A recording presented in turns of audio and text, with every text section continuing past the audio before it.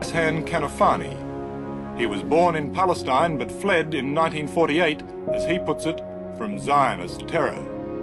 I know what I know really, that the history of the world is always the history of weak people fighting strong people. Of weak people who has a correct case fighting strong people who use their strength to exploit the weak.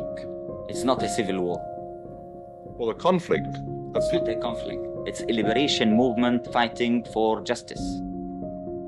Well, whatever it might be best called. Not whatever, because this is where the problem starts. This is a people who is discriminated, is fighting for his rights. This is a story. Why won't your organization engage in peace talks with the Israelis? You don't mean exactly peace talks, you mean capitulation, surrendering. Why not just talk? Talk to whom? Talk to the Israeli leaders. That's kind of conversation between the sword and the neck, you mean? Well, if there were no swords and no guns in the room, you could still talk.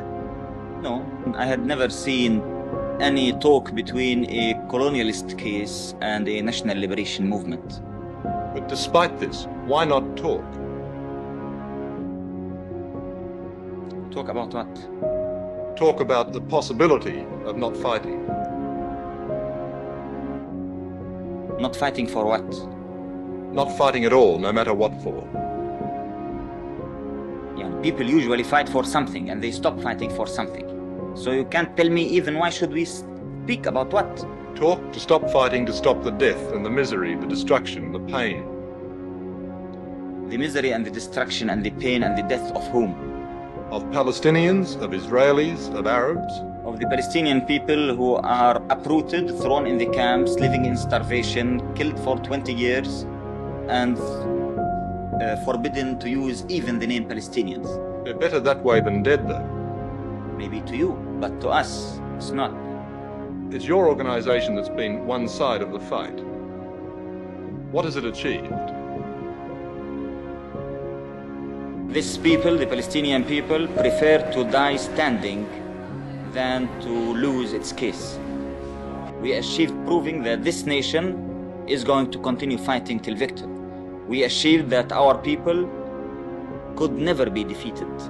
We achieved teaching every single person in this world that we are a small, brave nation who are going to fight to the last drop of blood to put justice for ourselves after the world failed in giving it to us. To us, to liberate our country, to have dignity, to have respect, to have our mere human rights is something as essential as life itself.